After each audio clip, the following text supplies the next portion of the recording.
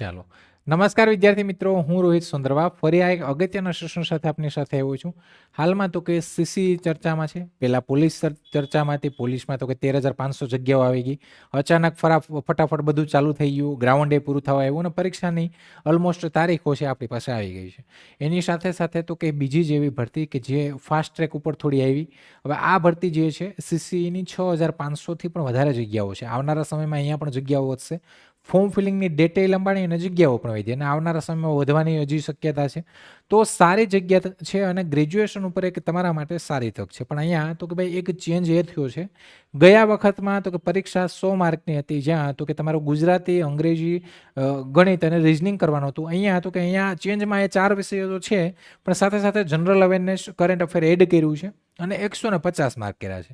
પણ અહીંયા તો કે એક એવો સેક્શન કે જે એઝ ઇટ ઇઝ છે. ગયા વખતે 15 માર્ક્સ જ હતા, આ વખતે 15 જ હતા અને એ એટલે કે તમારું ગુજરાતી જે છે એમાં એકંદરે ગઈ વખતે ઓનલાઈન પરીક્ષા હતી. આ વખતે હજી એ પણ નક્કી નથી થયું કે ઓનલાઈન કે ઓફલાઈનના વધારે ચાન્સીસ દેખાય છે.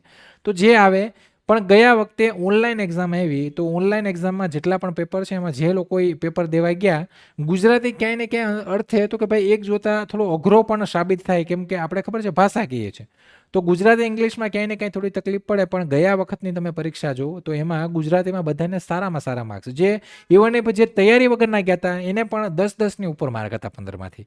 તો એનો મતલબ કે અહીંયા તો કે અહીંયા તમે આ જે વિષય છે એમાં જો તમે ઢીલું મૂકશો તો ક્યાંય ને ક્યાંય તમને મેરિટમાં તમે 1-2 માર્કની છે પણ અત્યારે બહુ મોટી વેલ્યુ હોય, પોઈન્ટની પણ વેલ્યુ હોય, તો અહીંયા તો તમને એકદમ ઓછી તૈયારીમાં વધારે માર્ક મળે એવી શક્યતા છે. તો ગુજરાતીમાં કયા ટોપિક ઉપર વધારે ભાર દેવો એની ઉપર જ, તો કે ભાઈ આ 15 માર્ક્સ જે છે એ મારે રોકડા લાવવા કે 15માંથી મારે મેક્સિમમ લાવવા, તો એના માટે મારે કયા કયા ટોપિક કરવા પડશે, ખાસ કરીને ગુજરાતીમાં. અને શોર્ટ ટાઈમમાં થઈ જાય એમ છે, વધારે ટાઈમ માંગે એમ નથી. સાથે સાથે તો કે ભાઈ પ્રિલિમની સાથે સાથે મેન્સની પણ થોડી તૈયારી ચાલુ કરી દેજો. જો તમારો ગ્રુપ એ ટાર્ગેટ હોય તો થોડું લખવાનું અત્યારથી જ ચાલુ કરી દેજો. અને જો તમારો ગ્રુપ બી ટાર્ગેટ હોય તો વાંચવાનું, એમસીક્યુને એની ઉપર વધારે પ્રેક્ટિસ કરજો. હવે ગુજરાતી વ્યાકરણમાં આપણી સ્ટ્રેટેજી શું હોવી જોઈએ, તો કે ભાઈ મારે 13+ ટાર્ગેટ રાખવાનો છે. 2 આમથી આમ થાય પણ બને ત્યાં સુધી એ પણ નહીં થાય. જો તમે થોડું સારી એટલે કે મીડિયમ ઓન એન એવરેજ તૈયારી કરશો ને તોય તમને સારામાં સારા માર્ક આવશે. પણ આપણે 13+નો ટાર્ગેટ લઈને ચાલવાનું.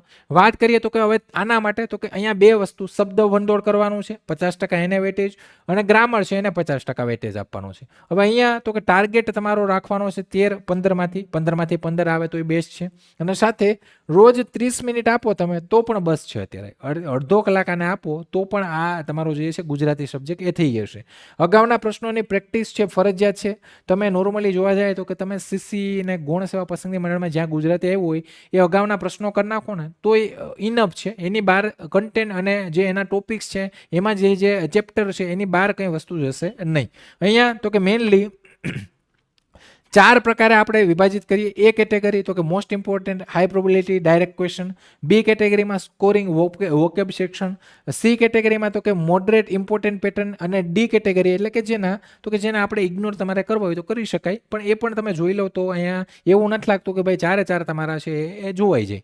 અહીંયા જોઈએ તો કે ભાઈ પહેલાં સૌથી વધારે શું કરવાનું, સૌથી મહત્વપૂર્ણ શું છે, તો કે અહીંયા આ પ્રશ્નો આવવાની સૌથી વધારે શક્યતા છે. કયા, તો કે રૂઢિપ્રયોગનો અર્થ.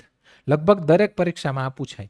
સીધા 1 થી 2, ગઈ વખતે તમે જો 1 થી 2 પ્રશ્નો છે એક જગ્યાએથી પણ આવ્યા હતા, એક જ ટોપિકના, જેમાં રૂઢિપ્રયોગો છે અને કહેવતોનો અર્થ.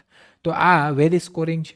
અને તમે ઓપ્શન લોપ કરો ને ગુજરાતીમાં તોય તમને જવાબ મળી જાય એવા જ તમે પીવાયક્યુ છે જોજો. તમે આપણે પીવાયક્યુ સેશન છે એ પ્રીવિયસ યરના જે 71 શિફ્ટમાં આ એક્ઝામ લેવાની હતી, તો આ 71 શિફ્ટના જે પેપર છે એના આપણે પીવાયક્યુ ચાલુ કર્યા છે. 7:30 વાગે સેશન હોય છે, જે ઇંગ્લિશથી શરૂઆત થાય, પછી ગુજરાતી, પછી રિઝનિંગ અને છેલ્લે ગણિત. એવી રીતના આપણે ડેલી બેઝ ઉપર કરીએ છીએ. એની પ્લે લિસ્ટ પણ આપણા યુટ્યુબ ચેનલમાં છે, તમે જઈને જોઈ શકો છો. તો તમને આઈડિયા આવશે કે ભાઈ કેવા પ્રકારના પ્રશ્નો, તો એ જ ટાઈપ આવશે, ખાલી વાક્ય બદલે પણ પ્રકાર બદલશે નહીં. તો આ 2 સૌથી અગત્યના છે. સાથે સમાસ, વિગ્રહ ઓળખો. આ તો કે ભાઈ ક્લાસિક ગ્રામર ટોપિક છે. એક પ્રશ્ન અહીંયાથી ઓલમોસ્ટ આવશે. સંધિ જોડો છોડો, તો અહીંયાથી પણ તમારો એક ક્વેશ્ચન છે, આ પણ ઇઝીલી હોય છે. એવું ઓપ્શન લોપ કરશો એટલે જવાબ મળી જશે. જોડણી શુદ્ધિ ત્યાંથી પણ આવે છે. તત્સમ, તદ્ભવ કે લેંગ્વેજ એક્યુરેસી બેસ્ટ, કે ભાઈ ક્યાં શું કંઈ એરર છે, શું છે એ બધું, અલ્પવિરામ, પૂર્ણવિરામ, આ બધું.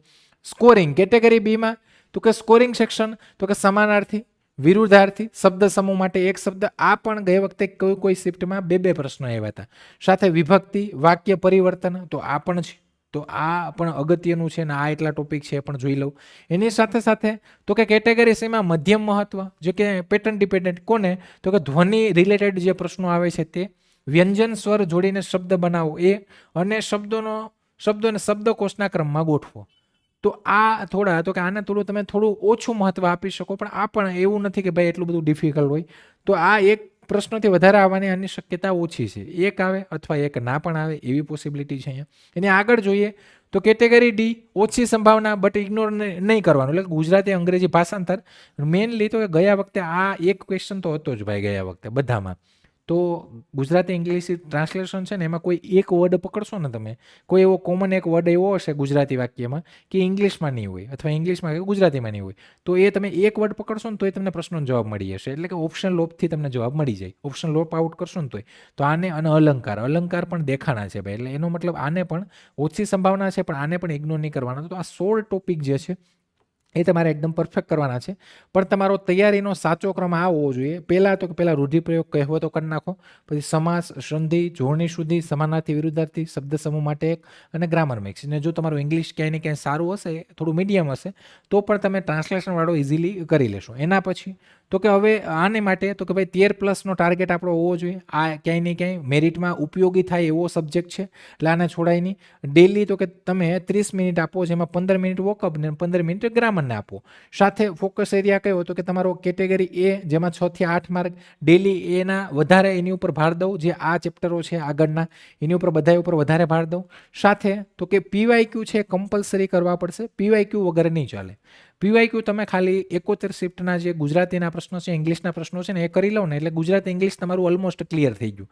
એની બહાર એની અલગની પેટર્ન નહીં આવે, એ જ વસ્તુ આવશે. રિપીટેડ આવી જાય કે આમાં કંઈ કહેવાય નહીં, કેમ કે ગઈ વખતે 71 શિફ્ટના 15 ગુજરાતી ને 15 ઇંગ્લિશના, એટલે કેટલા પ્રશ્નો થાય, તો કે ભાઈ 2100થી પણ વધારે પ્રશ્નો થાય. એટલે એ પ્રશ્નો તમે કરી નાખો તોય તમારું થઈ ગયું. સ્માર્ટ પ્લાન અને મેક્સિમમ, તો કે મેક્સિમમ એના ચાન્સ, અને પીવાયક્યુ છે બેસ્ટ છે. સાથે ગુજરાતીમાં ગુણ સેવાના જેટલા પણ ક્યાંય પેપર લેવા તો એમાં ગુજરાતી આવતું એ જોઈ લો કે લેટેસ્ટમાં ક્યાંથી પ્રશ્નો આવે છે.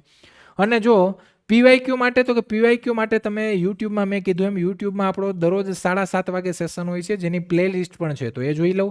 અને જે લોકોને સીસી પ્રિલિમ્સની પદ્ધતિસરની તૈયારી કરવી છે, બેન્ચ આની ચાલુ થઈ ગઈ છે, અને એના જે કોર્સમાં જે બેન્ચમાં જે લેક્ચર છે તમારા મિસ થયા છે એ બધા તમને રેકોર્ડેડ ફોર્મમાં મળી જશે, અને લાઈવમાં પણ અત્યારે કન્ટિન્યુ ચાલુ છે. બેન્ચની પ્રાઇસ 1099 છે, જેમાં કૂપન કોડ એટલે કે 100 રૂપિયાનું તમને ડિસ્કાઉન્ટ છે, એટલે આ તમને 999માં મળશે. જોઈન થવા માટે તમારે લક્ષ્યમ એપ છે ડાઉનલોડ કરવાની છે, અને અમારા જે હેલ્પલાઇન નંબર છે એના ઉપર તમારે કોલ કરવાનો છે. કૂપન કોડ ત્યાંથી તમને મળી જશે, અને પછી તમને એનરોલ તમે થઈ શકશો. સાથે સીસી બુક્સનો જે કોમ્બો છે એ પણ અવેલેબલ છે, જેમાં તો ગુજરાતી, સામાન્ય જ્ઞાન, ગણિત અને રિઝનિંગની બુક પ્રિલિમ માટેની તમને મળશે. એ તમે લક્ષ્યમ સ્ટોર આપણી જે છે ત્યાંથી જઈને તમે બાય કરી શકો છો. અને બાકી કોર્સ રિલેટેડ કે કંઈ બીજું કંઈ પણ તમારે માહિતી જોઈતી હોય તો આપણા હેલ્પલાઇન નંબર તો છે જ. અને જે લોકો નવા છે એ લોકો ચેનલને લાઇક, શેર, સબસ્ક્રાઈબ કરજો, અને સાથે સાથે આપણું ટેલિગ્રામ ચેનલ છે એમાં પણ જોઈન થઈ જજો. બાકી તમારા મનમાં કંઈ મૂંઝવણ, પ્રશ્નો કંઈ પણ હોય તો તમે કોમેન્ટ બોક્સમાં કોમેન્ટ કરી શકો છો. જો સેશન પસંદ આવે તો લાઇક કરજો. તમારા સજેશન, રિવ્યૂ, કોમેન્ટ હંમેશા માટે આવકાર્ય છે. તો આવા જ ફરી નવા સેશન સાથે મળશું. ત્યાં સુધી રજા લઉં છું. જય હિન્દ, જય ભારત.